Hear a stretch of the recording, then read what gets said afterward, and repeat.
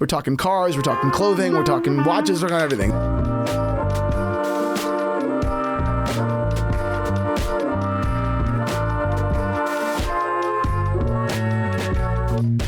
What is up, Watch Fam? I am Christian, the curator of the Theo and Harris Vintage Watch Shop. Today's episode is brought to you by Squarespace. More on them later. But today, we're doing another good old-fashioned Q&A. It's a great episode. We're talking about Longa versus Vashon. We're talking about early Theo and Harris videos and where we were shooting them. We were talking about clothing, maybe that I want to buy in 2024. We're going to take a look. And then a big point of today's conversation is, are there three steel watches that I think are great, that excite me? Sam put this question on me. He's behind the mic today. And we're going to move on to some strap conversations, how to build a $5,000 watch collection, which I think is an interesting kind of philosophical kind of guidance conversation. Some unpopular items of fashion that I still wear, some cars that I might be looking at. It's such a silly conversation, but it never ends. And then ultimately a great and an impactful conversation on Cartier and where that market stands. And it's crazy. And the answer is a little bit disheartening. So stay tuned for all of that. Let's get into the first question. Sammy boy.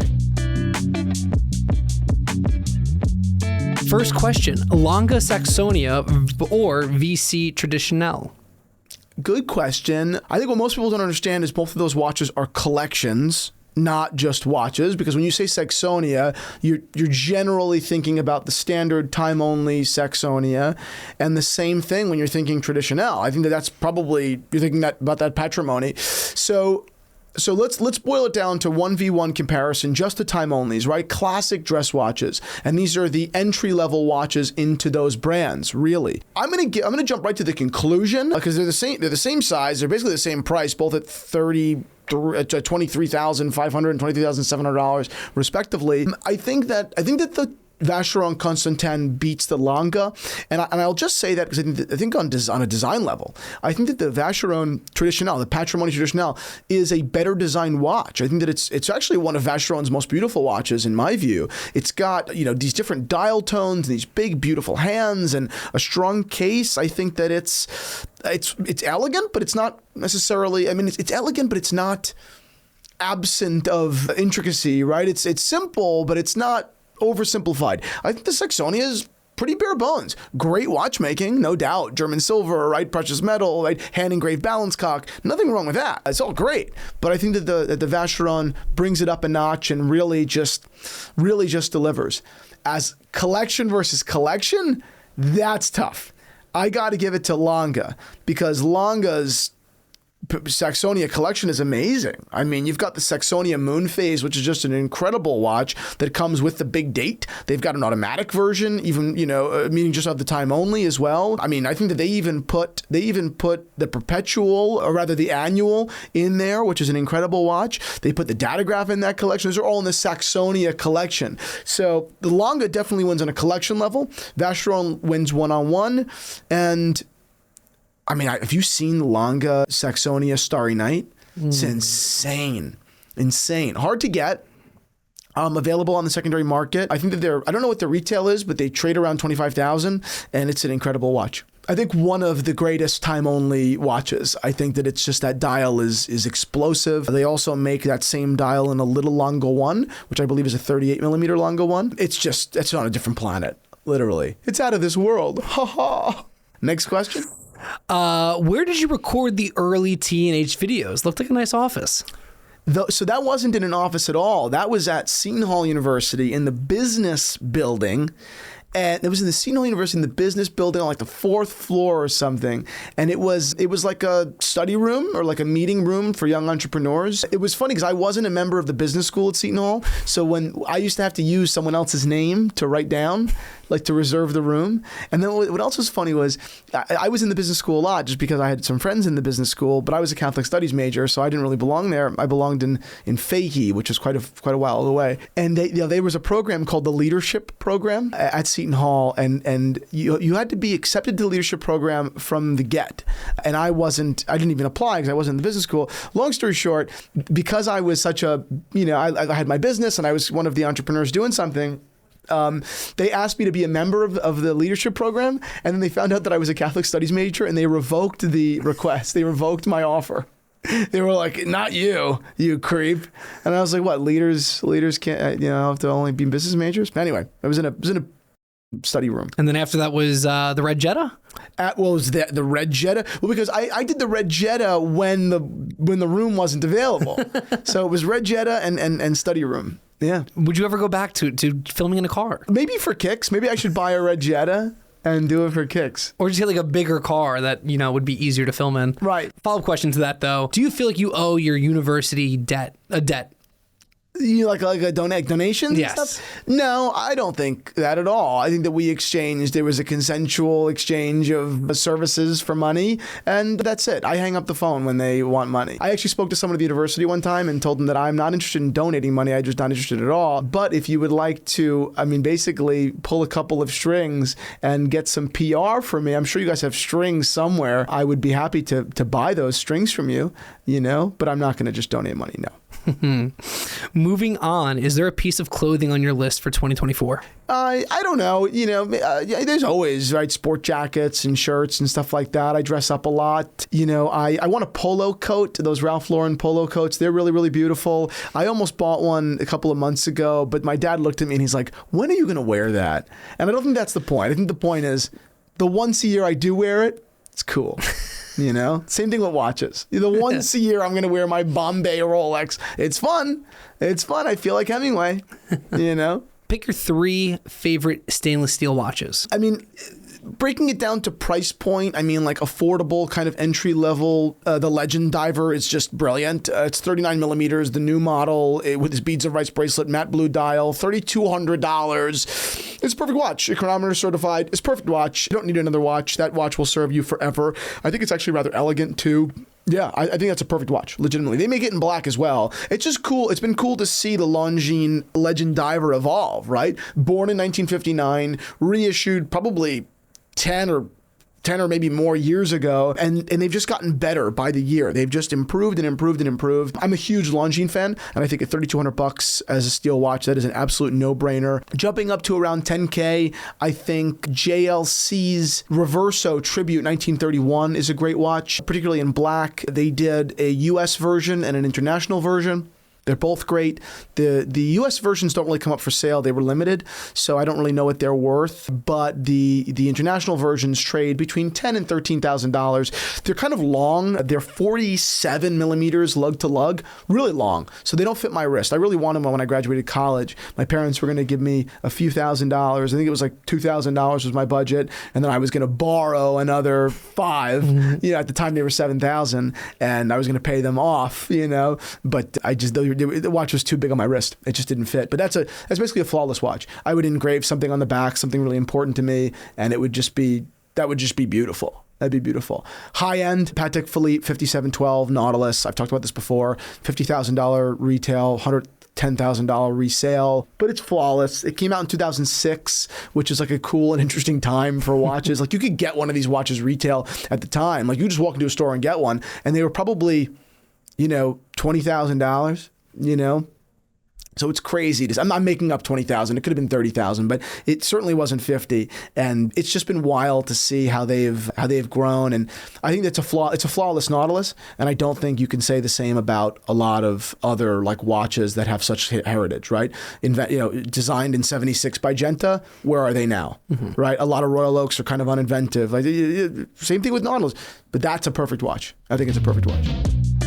Today's episode is brought to you by Squarespace, my favorite custom website builder. Actually, if it weren't for Squarespace, I wouldn't be here at all. As an entrepreneur, website building is an enormous, part of the business. So when I started my business about 10 years ago, 9 or 10 years ago, I didn't have the budget to hire a big fancy web developer. Websites can cost, 10, 20, 30, 40, 50, 60, $100,000. Websites can cost $1 million, right? It's just crazy expense. Didn't have any of that money. And I was looking for a solution online, right? Was there a company that would help me build my website that would be both beautiful and functional on a budget, right? And could I actually manage it, right? And the answer was yes. And that answer was Squarespace. Not only was I able to build a website in no time, basically, but when we launched Theo and Harris, the website was beautiful from day one and it was functional. We were ready to accept payments. The company does, the transactions are large, right? I trusted Squarespace with millions of dollars, truly, in business over the last 10 years. I've never once questioned my faith in the company. Their customer service has been incredible. Their templates have been incredible. And now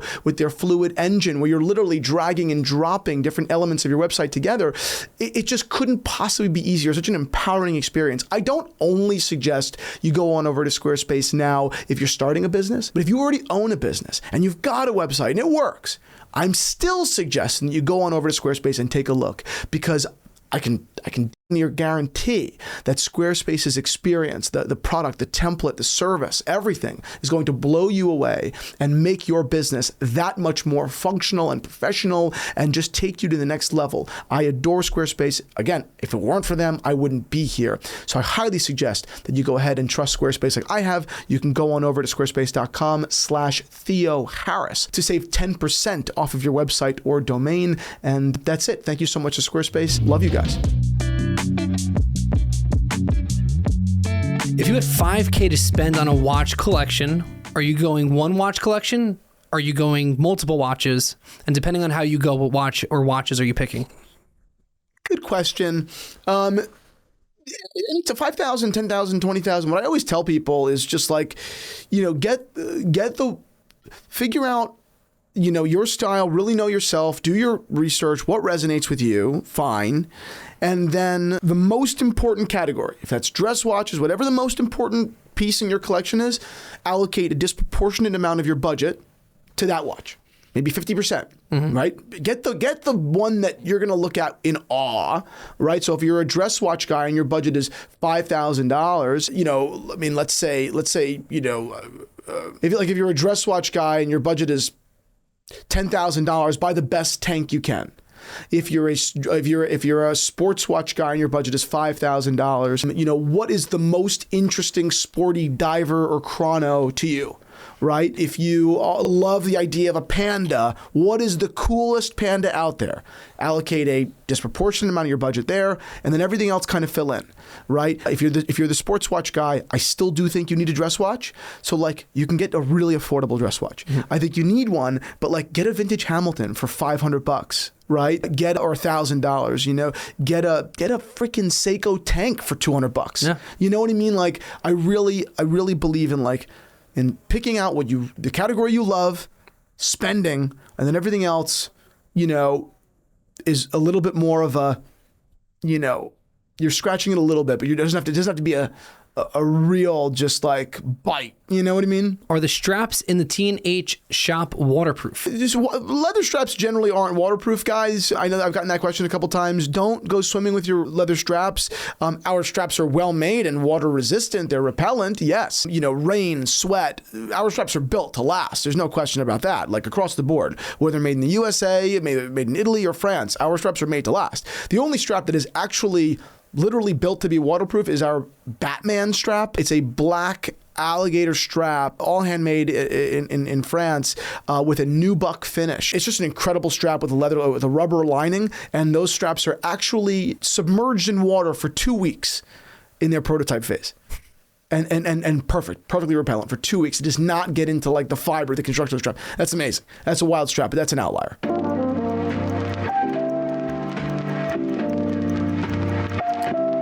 Straps, as many of you should know, bring a whole world of potential to mix up your watch collection. They breathe new life into watches. They help you pull out different colors. They give them new personality.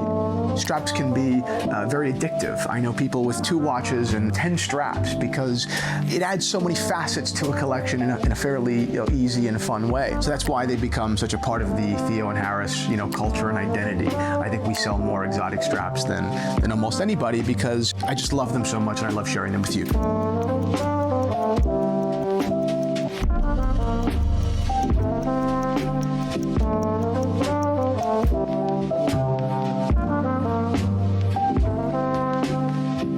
Any unpopular fashion items you still wear?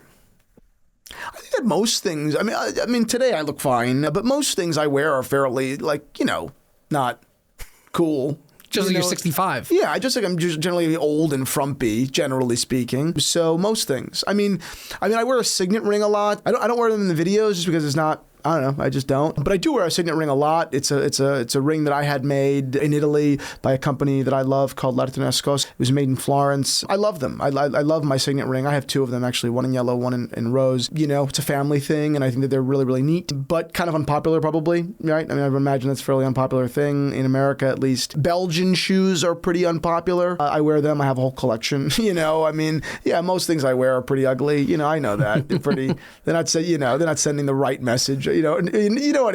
That's sending a. You look at a lot. I'm aware of that. Any cars on the list? I mean, always, yes. I've lately. I mean, it doesn't mean you're going to buy it, right? Like I really like a black Ferrari. I'm not going to buy a black Ferrari anytime soon, right? I've kind of talked to my dad about it, like, late at night, just like talking about different shit. And, I have to buy a nice big home for my family one day. I don't have a family yet, but that's probably the next thing I ought to buy, like a large thing. And then after that, I would, if things really panned out, I would definitely consider getting like a black Ferrari. Obviously I grew up on the 430, so I love the 430s, but I really like the California T. I know it's kind of an unpopular opinion, or a very unpopular opinion. I heard that someone said one time the California is the worst Ferrari because it's a Ferrari, so everyone thinks you're a douchebag for driving it, and because it's a California, anyone that knows about Ferraris thinks you're a bitch. So it's like you can't win. I think on a more logical level, it's a great car. It has the same engine as the 430. So you're not really complaining about the mechanics of the car. It's just more of the positioning. I think they were too affordable when they were released. So there was that. And I also think on a cultural level, the California, right, was too classic. It was a car that looked a lot more like vintage Ferraris in a world where Ferraris or cars now are really hyper aggressive, right? A 458, a 488, these are like soccer player cars, right? Everyone just wants to be like ripped and have in Miami and driving a really, really loud car that is like uncomfortable to get in, and but it's like fast. Looks like it's going fast. I don't really like that, generally speaking. I like more of a grand touring car, right? I like a car that's more elegant, But I do think that the Californias, the T, as well. I mean, I think they're more classically elegant, and I love them in black. If I ever got a Ferrari, I'd probably get it in black with camel interior. I could be sold on black interior, but camel and black and camel, I think is such a gorgeous, mix, Yeah, so maybe one day, we'll see. Moving on to the next question. Do you think that Cartier watches are now overpriced? Overpriced is really tough to say. There are other brands that represent better value these days, period. I'm wearing a Cartier Tank Normal. I think this is a great watch, and, I love this watch. But these watches have gone up significantly. This is like a $13,000 or $14,000 watch now. And when I bought it, I think it was $8,000. That's a significant difference in price percentage-wise, I mean, a lot of this stuff, the Tank Louise are all expensive. Everything's kind of expensive. I think they're definitely still worth buying. They're still worth owning. But it's hard to ignore the fact that we remember when they were a lot more affordable and they were like underappreciated. Now everyone wants a Cartier. Cartier had an explosion this year.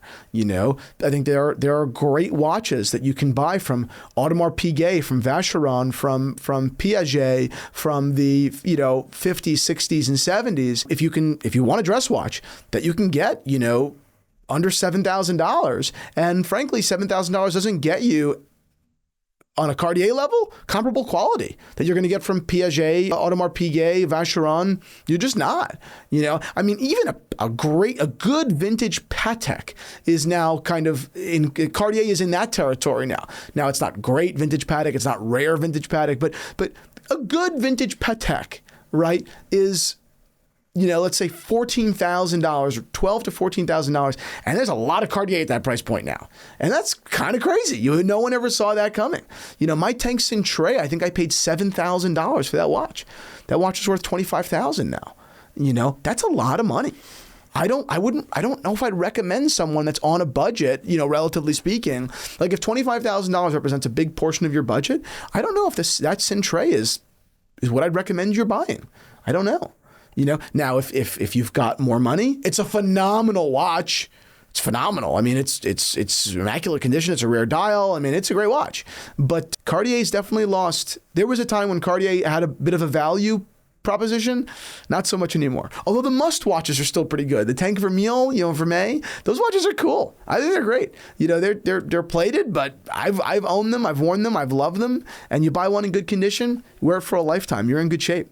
I think that those are the places to be looking. Even Rolex Cellinis, vintage Rolex Cellini, pretty unloved, unloved watches, and yet awesome. They're great pieces that I recommend all the time. So that's what I think. That's it. Yeah. Everyone, thank you so much for watching. If you liked this episode, go ahead and like it, and obviously subscribe to our channel. If you'd like more content from me and from Theo and Harris, head on over to the link down below and explore The Zero. It's our private podcast community where we post podcasts and videos every week and do a bunch of community engagement. I'm always engaging over there. I cannot possibly answer all the YouTube comments, but I am over on The Zero. It takes a couple of days to get back to you, obviously, because we get a lot of messages, but I always will get back to you, and we can have our own conversation about watches. So I hope to see you on over at The Zero.